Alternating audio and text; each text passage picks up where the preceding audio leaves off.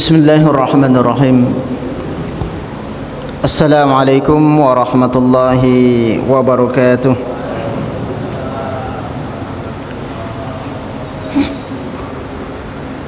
Alhamdulillah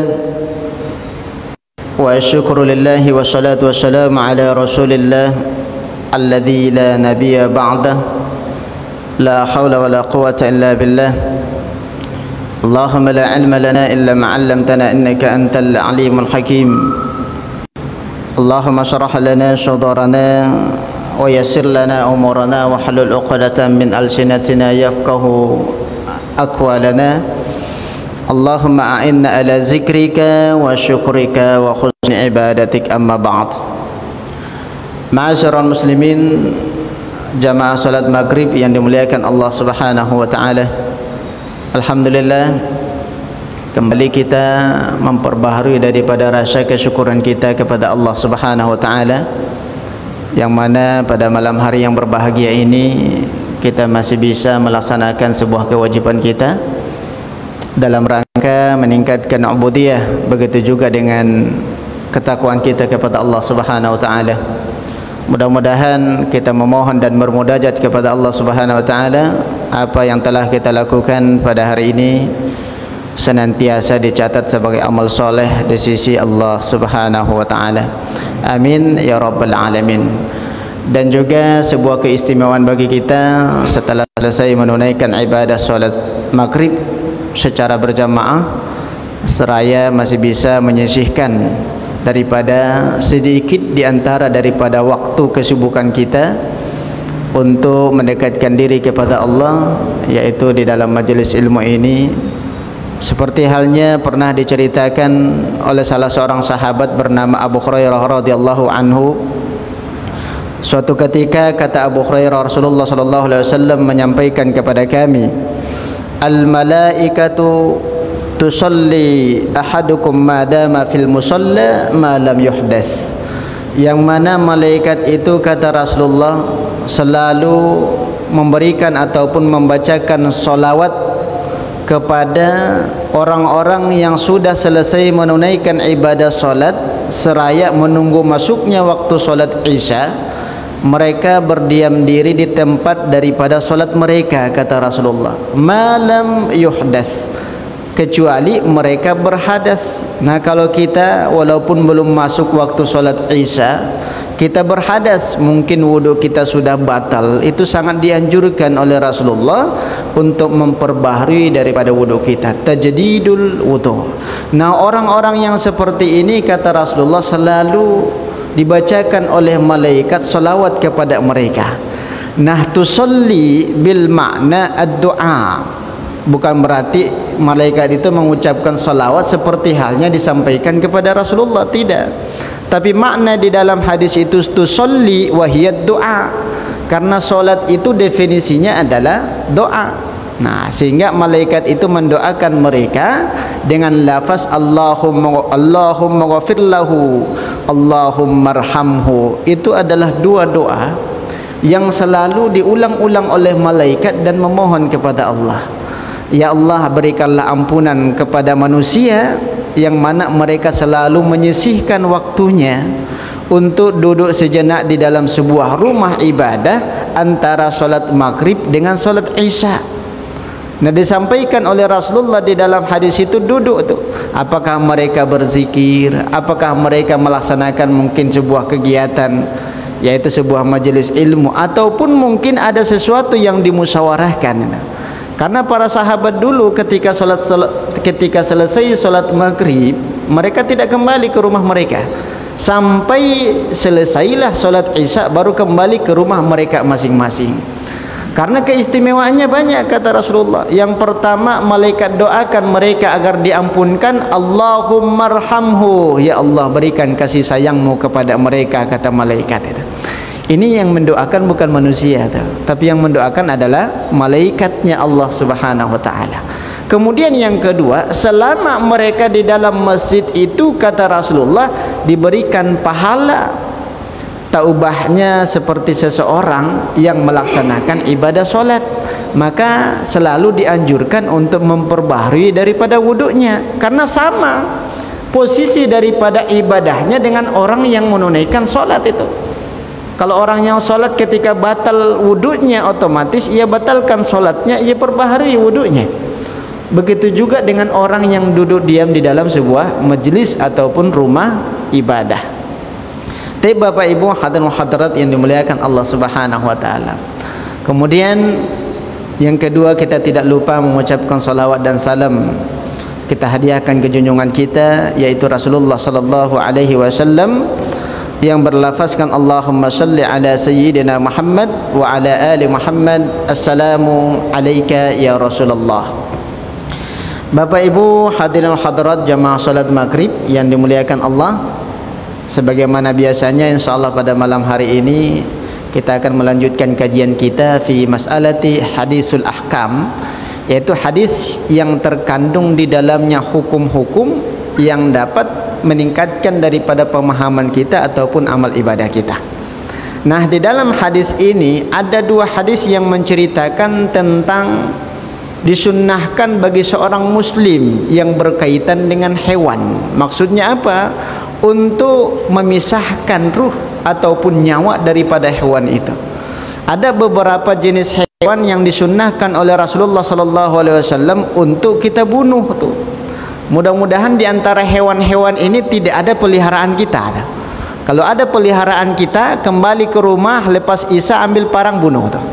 Karena disunnahkan. Dikarenakan disunnahkan oleh Rasulullah untuk membunuhnya, maka mafhum mukhalafah diharamkan untuk dikonsumsi. Kenapa sedangkan dibunuh saja sudah sunnah? Nah, berarti kehalalan untuk mengkonsumsinya itu tidak ada tuh.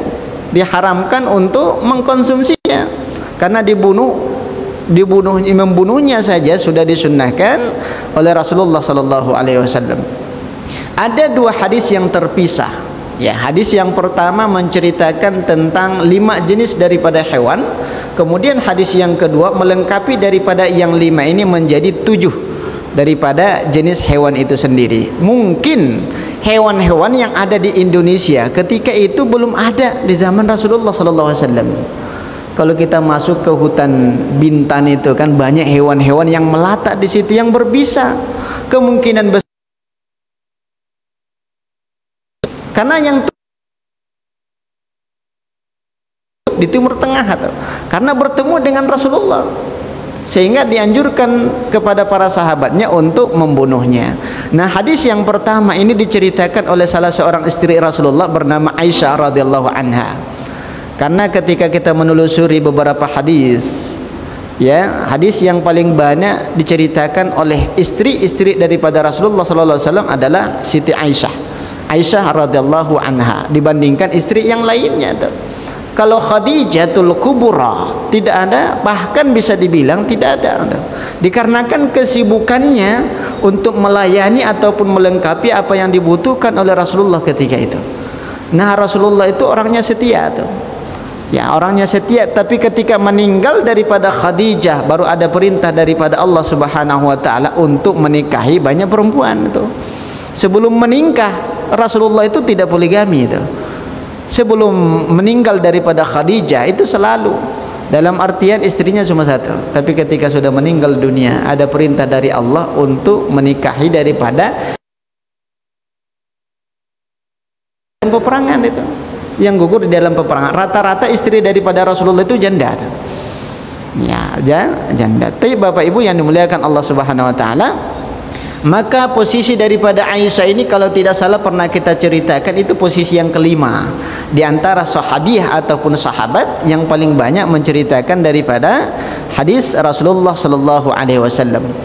Maka di dalam hadis ini apa kata Rasulullah sallallahu alaihi wasallam? Khamsatu fawasikun yaqtulna fil hilli wal haram.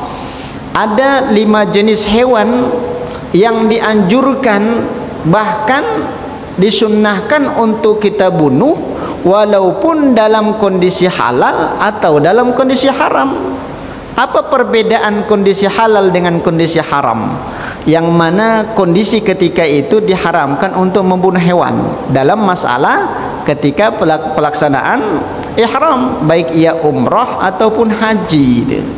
Nah, disinilah kita terkadang ya keliru di dalam memahami definisi daripada muhrim dengan mahram.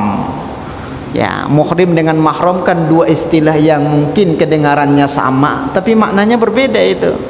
Maknanya sangat jauh perbedaan.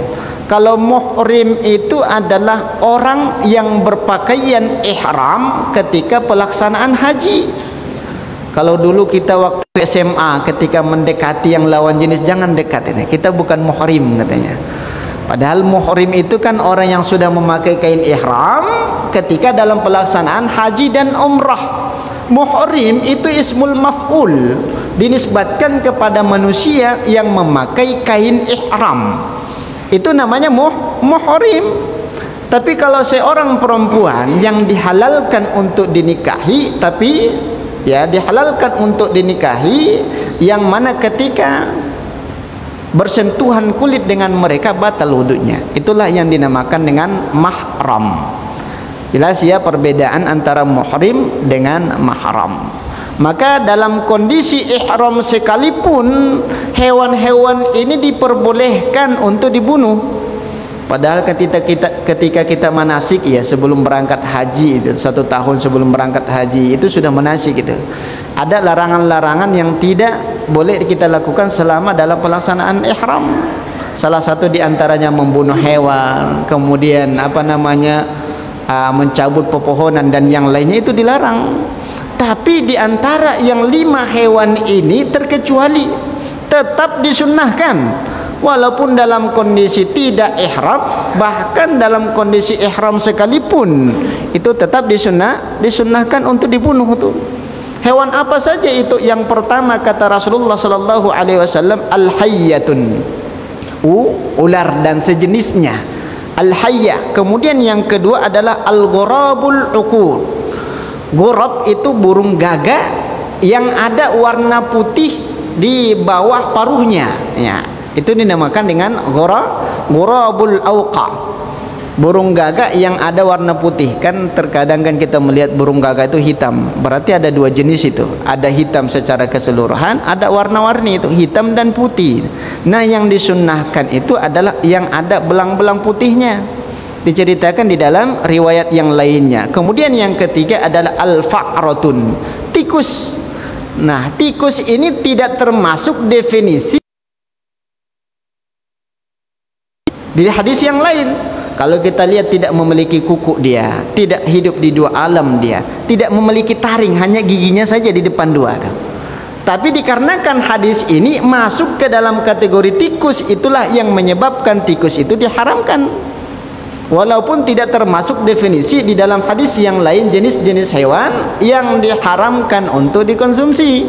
Tapi dikarenakan masuk ke dalam kategori ini, maka tikus itu disunnahkan untuk dibunuh dan haram untuk dimakan. Itu yang ketiga, al-fa'rah. Kemudian yang keempat kata Rasulullah sallallahu alaihi wasallam, al-kalbul uruq, yaitu anjing yang galak. Ya, anjing yang galak berarti anjing gila seperti itu. Bukan secara keseluruhan. Nah, ketika nampak anjing kita bunuh, kenapa dibunuh? Tuh, ini disunnahkan kata Ustaz kemarin, padahal itu milik orang atau milik orang ditugaskan untuk jaga kebun, muncul masalah. Nah, apalagi anjing di dalam rumah dia, terserah dia. Anjing yang di dalam rumah yang kecil-kecil itu kan mahal itu, Pak. Kurang lebih 2 juta nih, padahal kan tidak dianjurkan, dilarang untuk dipelihara di dalam rumah kita. Entah dari mana itu kok bisa remaja-remaja kita memelihara di dalam rumah itu. Padahal itu adalah sesuatu yang dapat menghalangi daripada malaikat rahmat mendatangi rumah kita. Kemudian yang kelima adalah al-huddiyah. Al-huddiyah itu sejenis burung raja wali ataupun burung elang. Nah, alasannya kenapa dihalalkan bahkan disunnahkan untuk dibunuh, karena kalau ditelusuri itu manfaatnya sangat sedikit, itu mudaratnya banyak. Muncul sebuah pertanyaan, kenapa Allah ciptakan ini hewan kalau disunnahkan untuk dibunuh? Itu kan memberikan celah kepada kita untuk menambah ibadah kita. Nah, seandainya hewan-hewan ini tidak ada, otomatis kita tidak bisa meraih daripada sunnahnya membunuh ular. Ternyata ular tidak ada di dunia ini, berarti kategori ular kita tidak dapat pahala ketika hendak membunuhnya.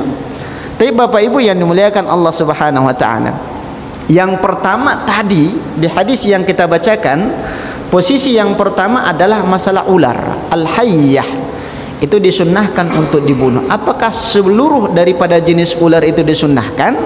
Terus bagaimana halnya ketika seekor ular masuk ke dalam rumah kita?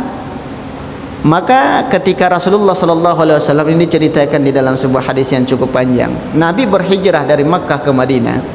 Sampai di Madinah beliau berdakwah kepada para sahabat. Setelah selesai misinya mendakwahi para sahabat yang bermukim di Madinah, maka di sisi lain Nabi itu berdakwah kepada kaum yang lain.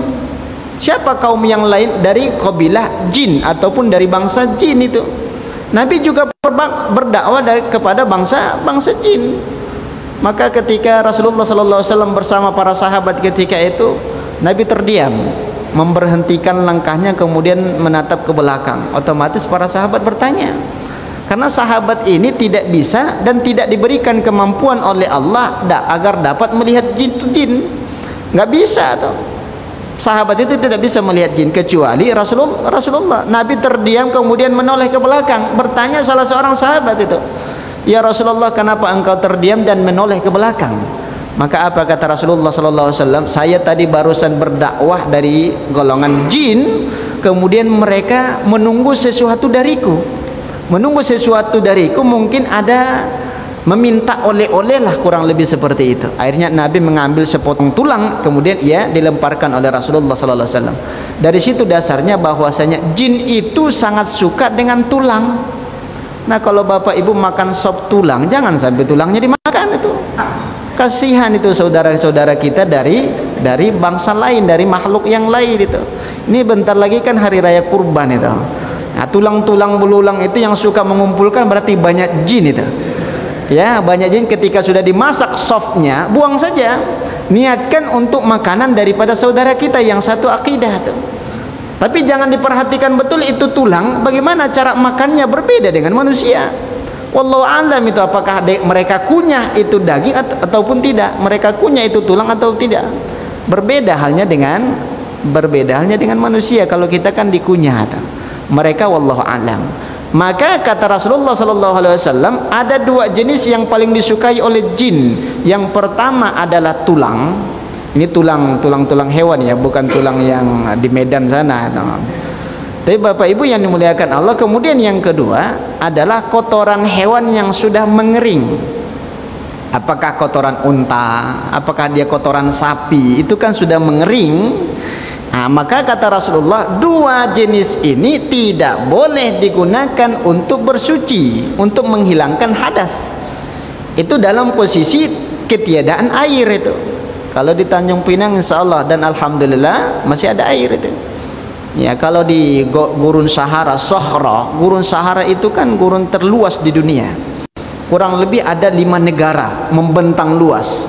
Sudan, Mesir, Aljazair, Tunisia, kemudian Libya. Ada 5 negara. Ujungnya itu Maroko. Itu terbentang luas itu. Nah, ketika kita melewati itu tidak ada. Tapi jangan dicari batu yang terlalu tajam, masalah.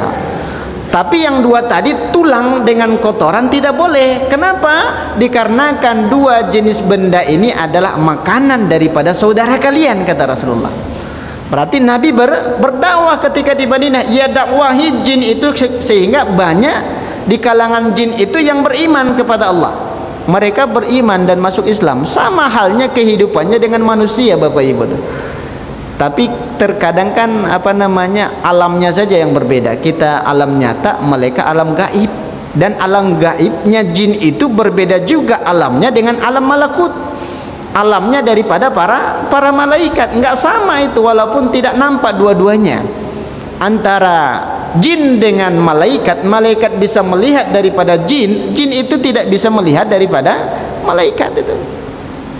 Ada pernikahannya, ada walimatul urus, ada berkeluarga, ada bercerai, ada beranak pinak, sama halnya dengan manusia. Maka Nabi berdakwah kepada sekelompok jin ini, banyak yang beriman kata Rasulullah SAW. Dan ternyata ya, orang-orang yang beriman ini, jin-jin yang beriman ini suka memasuki daripada tubuh hewan-hewan. Salah satu diantaranya adalah ular. Nah, salah satu diantaranya adalah ular. Maka pernah diceritakan di dalam sebuah riwayat, ada namanya As'ab bin Mus'ab. Ini adalah seorang hamba sahaya yang sudah dimerdekakan oleh sahabat yang lain. Beliau itu bertamu ke rumah salah seorang sahabat bernama Sa'id Al-Khudri. Ya, Sa'id Al-Khudri ini lumayan dalam kehidupannya, orang yang dermawan dia. Maka mantan budak ini bertamu ke rumahnya Sa'id Al-Khudri. Kebetulan Sa'id Al-Khudri itu ia temukan dalam kondisi sholat. Allahu Akbar, sholat di dalam rumahnya. Nah, As'ab ini ketika hendak bertamu, dia tidak berani masuk ke dalam rumah karena belum ada izin daripada tuan rumah. Nah, ia perhatikan di atap daripada rumah itu ternyata sudah ada ular di situ. Sudah ada ular bertengger, melilit daripada atap rumah daripada Sa'id Al-Khudri itu. Kemudian ia ambil tombaknya hendak dibunuh itu ular. Kemudian sahabat ini lagi sholat, diberikan isyarat jangan dibunuh. Ya, diberikan isyarat dalam kondisi sholat. Ya, bukan berarti dia memberikan komentar ataupun perkataan kepada As'ab ini, tidak. Kalau dia kan berbicara otomatis sholatnya batal. Tadi berikan isyarat jangan dibunuh itu ular, tunggu saya selesai sholat. Ditunggulah oleh As'ab ini. Setelah selesai sholat, maka mereka usir dulu. Ya, salah satu marat mereka usir 3 kali, kalau tidak dibunuh. Mereka usir itu ular, ternyata pergi dia, keluar dari rumah itu. Setelah keluar dari rumah, dibawalah Sa'id Al-Khudri, saudaranya tadi As'ab yang sudah dimerdekakan oleh sahabat yang tadi, dibawa keluar dari rumah. Wahai saudaraku, coba perhatikan rumah yang sana. Kamu lihat kan rumah yang sana? Iya, aku lihat. Itu pernah kejadian di rumah yang sana, berarti tidak jauh dari rumah dia, Sa'id Al-Khudri itu. Rumah yang sana dulu itu pernah kejadian seorang pemuda yang baru menikah dia. Yang baru menikah. Setelah menikah dia, ternyata suaminya ini diajak oleh Rasulullah SAW untuk berangkat perang. Ikutlah beliau itu perang Khandaq. Ya. Setelah sampai ke tujuan, maka apa kata pemuda ini? Dia minta izin, ya Rasulullah, aku kangen betul dengan istriku. Ini kan baru menikah dah.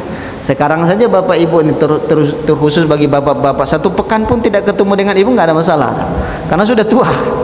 Yang baru menikah itu baru saja pisah, pengen ketemu. Itulah yang dialami oleh pemuda ini. Minta izin dia kepada Rasulullah, ya Rasulullah, aku kangen betul dengan istriku. Baru beberapa hari yang lalu saya menikah. Bolehkah saya izin meninggalkan perang Khandaq ini? Kebetulan di siang hari itu. Ya nggak ada masalah. Nah, Nabi memahami kondisi pemuda itu. Ya sudah, pergi temukan istrimu. Setelah selesai hajatmu baru kamu kembali, kata Rasulullah. Sebelum sampai ke rumahnya, ternyata istrinya itu sudah keluar rumah. Qamat amama babi baitiha. Berdiri istrinya itu di depan rumahnya, yang mana bajunya masih acak-acakan. Ada rambutnya yang keluar, kemudian ada aurat yang lain terbuka atau yang mana berdiri di luar rumah itu. Kebetulan pemuda ini masih bawa tombak, dia masih bawa tombak, hendak ditombak istrinya, dikarenakan rasa kecemburuannya luar biasa tuh. Kenapa istriku ini keluar rumah dalam kondisi seperti ini? Berarti mungkin bisa jadi dia berselingkuh. Ini perasaan daripada sahabatnya tadi, bisa jadi dia berselingkuh ini, karena bajunya saja seperti itu, tidak rapi, nampak auratnya.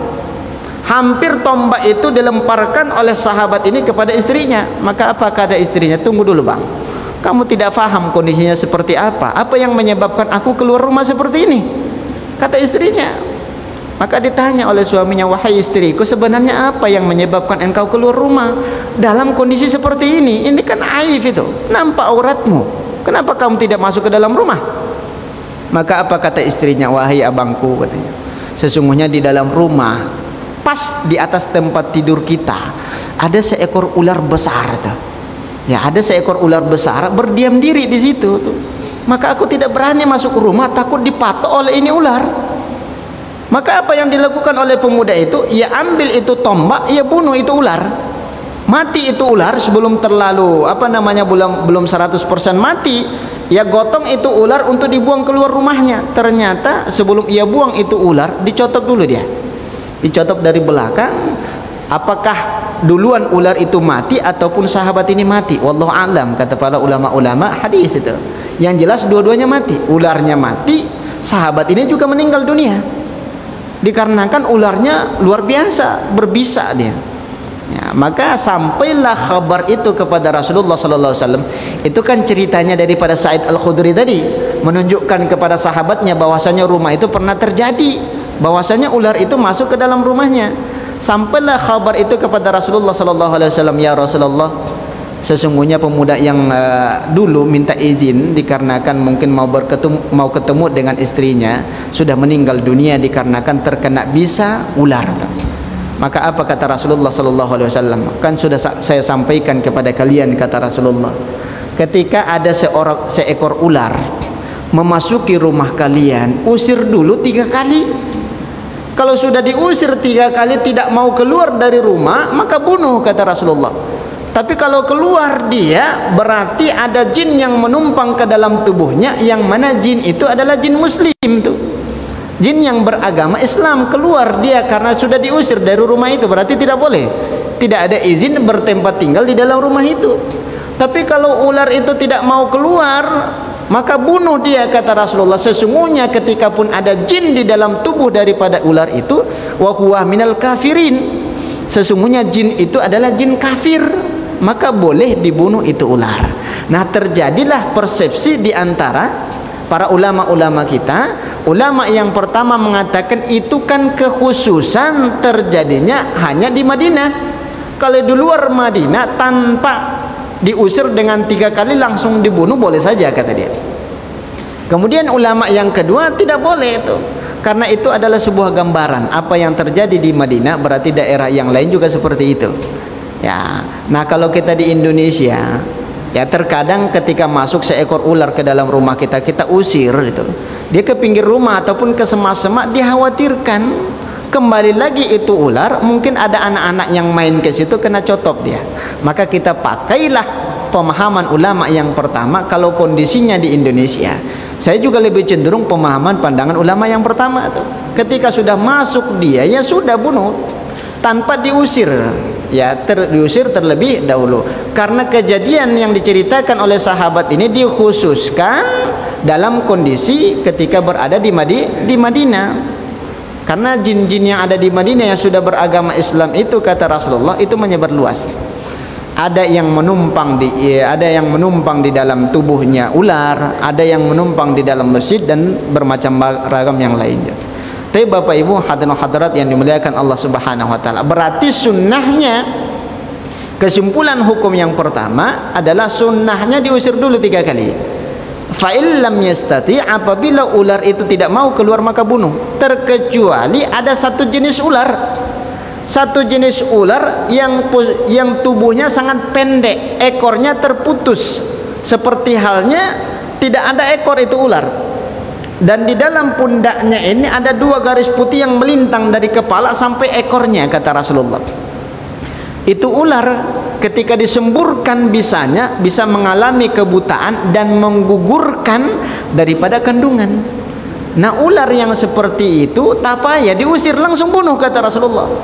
Karena menggugurkan kandungan, berarti Nabi faham bahwasanya jin muslim itu tidak akan memasuki ular sejenis itu. Nah, kalau diibaratkan kita kan ular kopra lah dah. Ya, yang bisa menjemburkan bisanya kalau kena mata itu sampai buta. Nah, apalagi anehnya di kita, ular-ular yang seperti ini dipelihara ataupun hewan-hewan yang lain. Yang namanya hewan buas, ada saatnya dia taat, ada saatnya memangsa daripada tuannya. Banyak orang yang memelihara buaya, kemudian mungkin makannya kurang, hendak dikasih mungkin 1 potong kecil, apa kata buaya, enak betul lah 1 potong kecil, sekalian saja engkau kumakan, kata dia. Pernah kejadian 2 hari yang lalu, sama tuannya itu dimangsa oleh itu buaya tuh.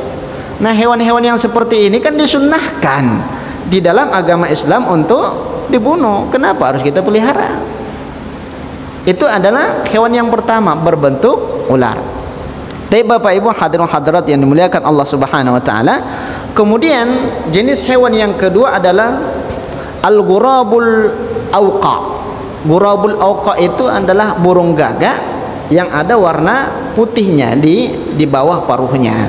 Ada belang-belang di antara hitam dengan warna putih. Nah, burung gagak ini kalau di Indonesia banyak mitosnya tuh. Ketika burung gagak berbunyi berarti ada jadi-jadian itu yang tidak diterima oleh tanah tuh. Kenapa bisa mindset kita seperti itu? Dikarenakan media-media membuat sebuah film, ada orang yang meninggal dunia, bunyilah itu burung gagak. Nah, kalau kita dengar burung gagak itu, siapa yang meninggal? Kan seperti itu kalau di Indonesia tuh. Ya, kenapa? Karena dikaitkan meninggal dunia dengan suara daripada burung gagak itu. Sebenarnya tidak ada kaitannya, Bapak Ibu. Tidak ada kaitannya. Nah, burung gagak itu disunnahkan untuk dibunuh. Disunnahkan untuk dibunuh tuh. Tapi burung gagak ini salah satu jenis hewan yang pintar, memiliki kecerdasan yang luar biasa. Ini juga burung yang diceritakan di dalam Al-Quran. Ketika kejadian antara pembunuhan Habil dengan Qabil, dia bingung gitu, bagaimana cara memakamkan daripada saudaranya. Maka dimisalkanlah oleh Allah Subhanahu wa taala 2 ekor burung gagak yang saling berantem dia. Mati satunya kemudian dikubur oleh dia. Terinspirasilah dari burung itu. Maka dikuburlah saudaranya yang telah ia bunuh tadi. Tapi Bapak Ibu yang dimuliakan Allah Subhanahu wa taala, tapi ada sebuah kisah yang agak sedikit aneh ya. Seperti halnya yang selalu diutarakan oleh seorang ulama besar di Syria. Ghurab itu burung gagak dewasa. Kalau ghurasun burung gagak yang baru lahir. Maka syekh ini selalu memanjatkan doa, ya Allah, Allahumma rzuqna kama razaqatal ghuras. Ya Allah, berikanlah rezeki kepada aku sebagaimana engkau memberikan rezeki kepada seekor burung gagak yang masih bayi itu. Nah, apa perbedaan ghurab dengan ghuras? Ghurab tadi kan burung gagak warnanya hitam. Kalau ghuras itu anaknya burung gagak yang baru menetas, itu warna kulitnya putih. Nah, kebiasaan burung gagak ketika ditetas itu telurnya, ya, ditetas telurnya, maka burung gagak itu heran. Ini kok warnanya berbeda dengan saya? Ini sudah diteliti itu. Saya warnanya hitam, kok anak saya warnanya putih. Akhirnya ketika ditetas itu telurnya, sudah pandai merangkak sedikit-sedikit, ditinggalkan itu. Ditinggalkan oleh burung gagak. Tapi selalu ia pantau dari jarak jauh. Ia terbang di sekeliling daripada sarangnya. Ini anakku atau bukan ya? Tapi kok warnanya beda? Dari situlah terinspirasi seorang syekh dari Syria memanjatkan doa, memisalkan kepada anaknya burung gagak. Allahumma rzuqna kama razaqatal ghuras. Ya Allah, berikan rezeki kepada kami sebagaimana engkau memberikan rezeki kepada anak burung gagak yang belum dewasa. Maka induk daripada burung gagak itu bertengger di sekitar rindang-rindang di sekitar daripada sarangnya itu. Dia perhatikan betul anaknya, tapi tidak dikasih makan. Tidak dikasih makan oleh induknya, karena di dalam hatinya ini pasti anak tetangga ini kan, karena warnanya berbeda. Saya hitam kok dia warna putih, nggak dikasih makan. Maka Allah munculkanlah aroma yang cukup bau dari kulit-kulit daripada anaknya burung gagak itu, sehingga ulat-ulat datang. Ulat-ulat datang ke sarang daripada burung gagak itu, sehingga anaknya bisa memakan itu ulat-ulat. Setelah ia makan cukup dewasa lah itu burung gagak, sudah hampir berubah warnanya. Iya ya, ke ini kok warnanya sudah hampir berubah, kata burung gagak. Sudah hampir hitam. Oh, berarti ini anakku ini, bukan anak burung yang lain. Barulah dikasih makan oleh dia. Padahal sudah menjelang dewasa itu burung tuh. Maka dari situlah sekali lagi seorang syekh dari Syria itu terinspirasi itu, untuk memanjatkan doa. Tapi Bapak Ibu hadirin hadirat yang dimuliakan Allah Subhanahu wa taala, maka hewan yang kedua yang dianjurkan untuk dibunuh adalah burung gagak. Nah, kalau kita tidak bisa membedakan mana gagak yang bercampur putih ataupun gagak yang hitam, ya sudah, asal ada burung gagak mungkin boleh kita bunuh. Ya, seperti itu. Yang jelas kita tidak boleh dan dilarang di dalam agama Islam untuk membunuh hewan dengan menggunakan api. Ingat ya, membunuh hewan dengan menggunakan api. Berbeda halnya dengan ayam bakar. Ayam bakar kan dipotong dulu. Nah, jangan salah paham kata Pak Ustadz kemarin dibakar nggak boleh. Akhirnya tidak mau dia makan ikan bakar, ayam bakar, daging bakar. Kasihan kan seperti itu, nggak bisa menikmati yang enak-enak. Yang dimaksudkan di dalam hadis itu kan la taqtuluhunna minan nar. Jangan kalian membunuh hewan-hewan itu dengan menggunakan api itu, ataupun sejenisnya. Dalam artian kan masa anak-anak dulu, belum ada masa Android itu. Ada semut api di depan rumah ataupun mungkin di pohon mangga, dibakarlah itu plastik. Ya, kemudian ditetes-teteskan itu ke semut itu. Sebenarnya tidak boleh itu. Tapi kan enak betul itu anak-anak waktu itu. Itu di masa belum ada Android ini. Nah, kalau anak-anak sekarang itu sangat jarang itu. Nampak dia semut-semut seperti ya, lantaklah di situ, yang jelas saya bisa main kan seperti itu. Itu perbedaan kondisi daripada anak-anak dulu dengan pada saat ini. Tidak boleh, karena yang berhak membunuh itu adalah Rabbun Nar. Siapa itu Rabbun Nar? Allah yang maha menciptakan api, maha pemilik daripada itu api, yang boleh menyiksa menggunakan itu api. Ya, salah satu contoh mungkin di dalam api neraka nantinya. Nah, kalau kita tidak boleh, jangan sampai kita membunuh hewan itu dengan menggunakan api. Nah, kita juga perlu memprediksikan itu hewan, apakah dia mungkin di dalam sarangnya itu punya anak atau tidak. Apalagi memelihara daripada burung itu. Ini sering kita sampaikan. Mohon maaf ya. Mohon maaf Bapak Ibu yang suka memelihara burung. Ya, karena fitrah daripada itu burung tidak mau dikurung tuh. Tidak mau dikurung itu fitrahnya tuh. Tapi dikarenakan paksaan tidak bisa lepas, dia akhirnya pasrah lah dia di dalam sangkar itu. Nah, kalau seandainya kita buka pintunya, dia kabur itu. Itu fitrah. Ya, yang mendorong dia untuk keluar daripada itu sangkar. Maka ada sebuah syair di Arab itu, al-habsu laisa mashabi wa in yakun min zahabi, katanya. Yang mana sangkar itu bukan tempat tinggalku, kata burung bulbul itu, walaupun sangkarnya itu terbuat daripada emas. Ya, tidak boleh itu, walaupun secantik apapun ya bentuk daripada rumah itu burung, tetap dia tidak suka kan? Kalau memang suka, buka saja pintunya, tidak mau keluar dia, berarti burung ini sudah jinak, dia sudah insaf, dia tidak liar lagi itu. Sudah mau dipelihara itu. Tapi Bapak Ibu yang dimuliakan Allah Subhanahu wa taala, itu adalah jenis burung yang kedua ataupun hewan yang kedua. Kemudian yang terakhir ya, yaitu hewan yang ketiga, insyaallah di waktu yang lain akan kita lanjutkan. Yang ketiga itu adalah fa'rah. Fa'rah itu artinya tikus.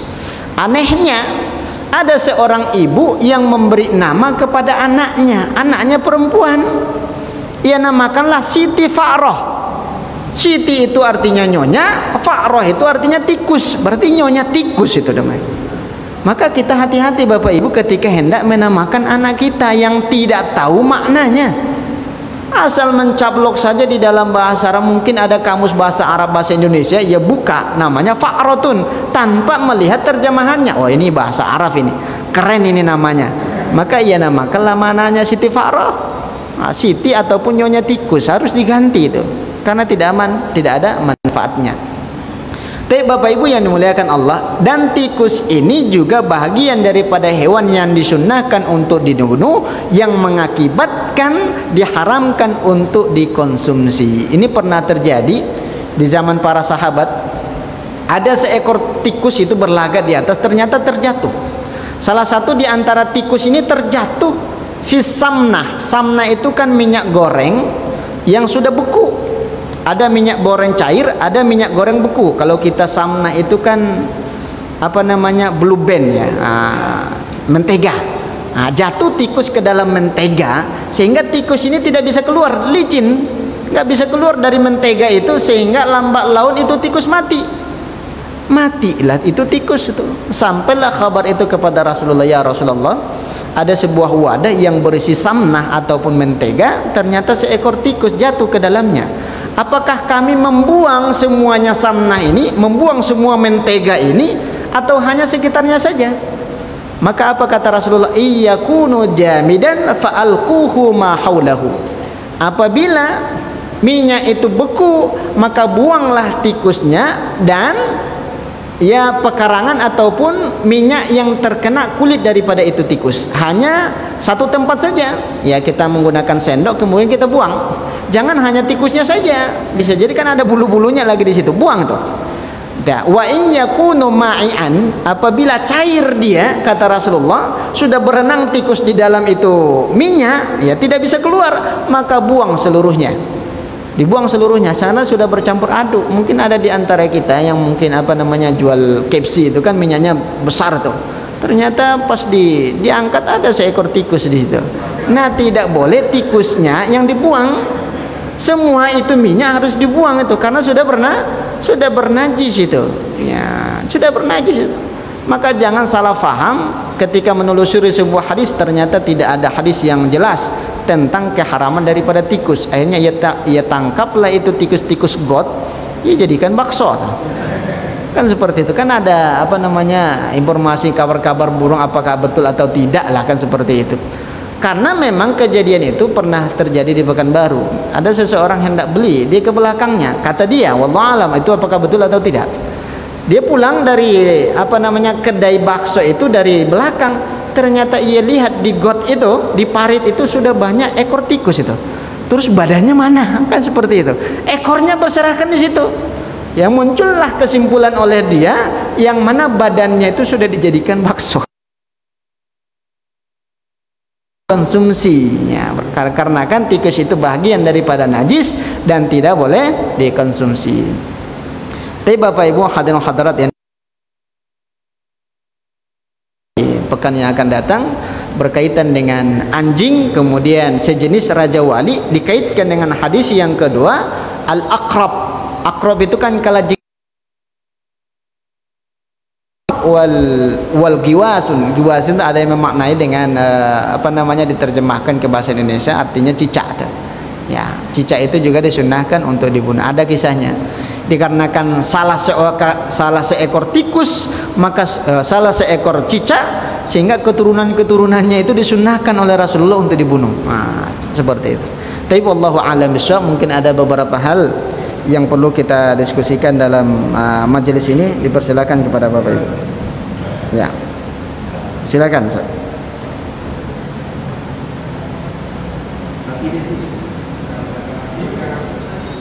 Silakan.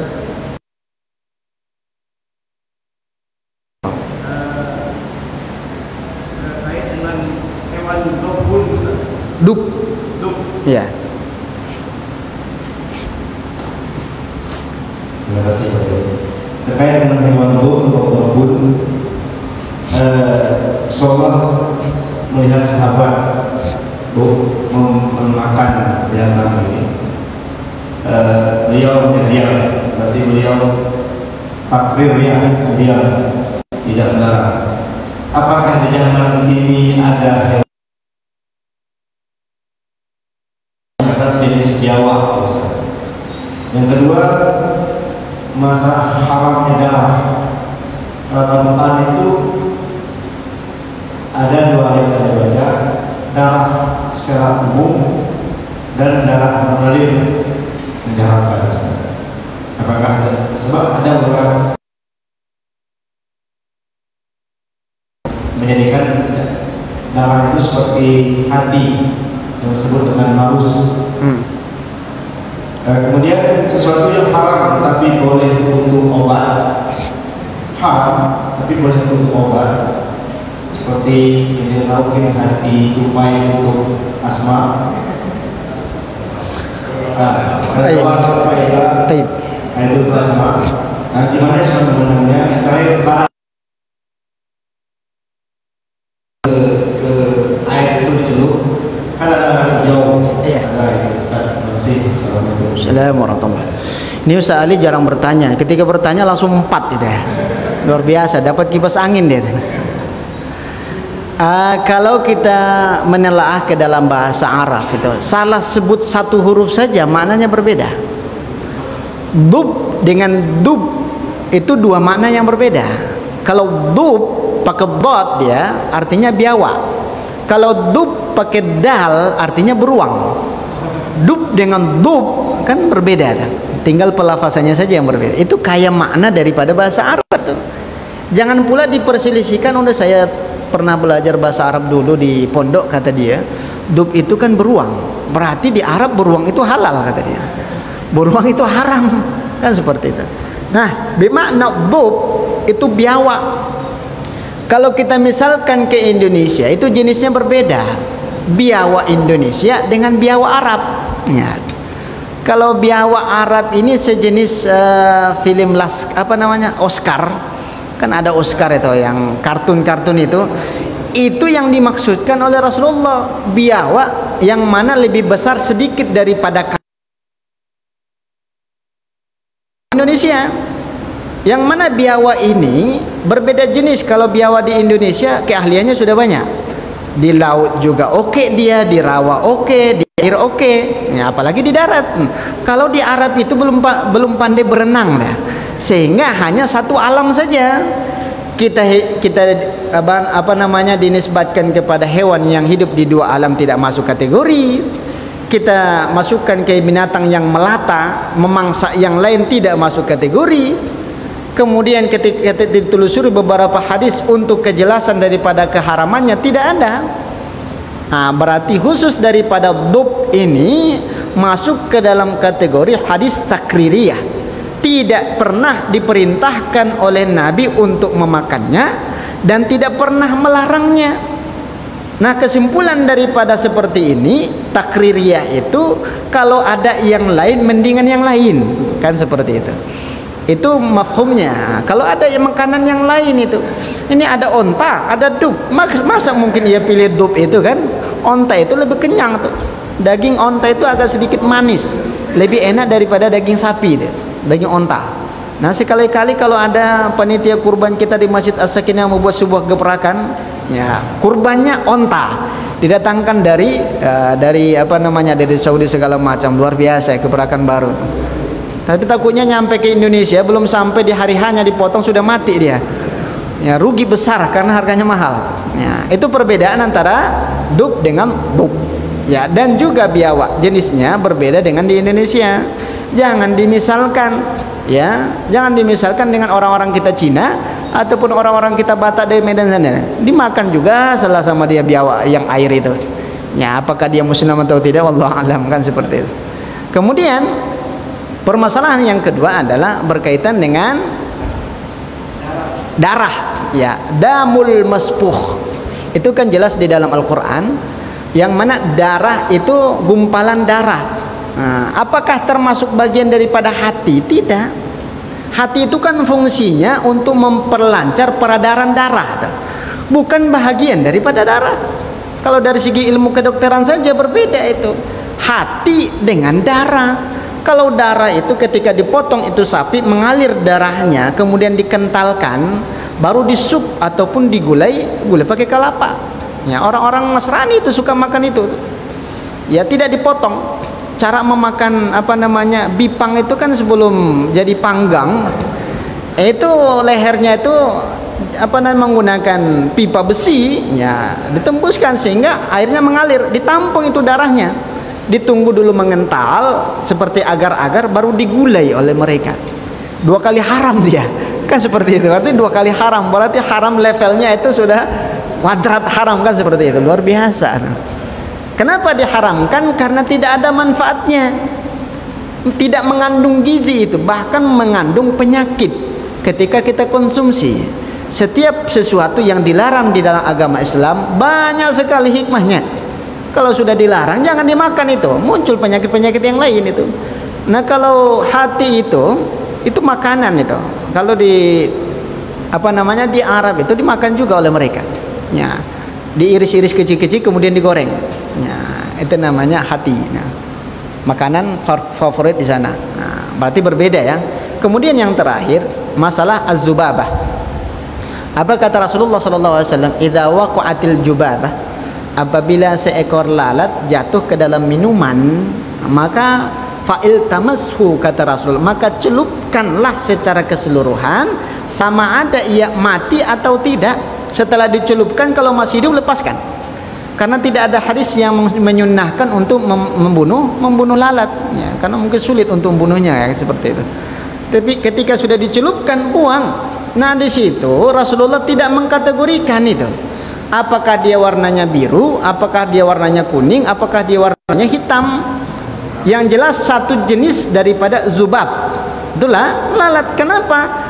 Setelah ditelusuri memang betul ya, kurang lebih 100 kali lipat itu mikroskop ya, ditelusuri dengan kacamata pembesar 100 kali lipat, itu satu sayap lalat itu banyak kumannya, bakterinya luar biasa banyak.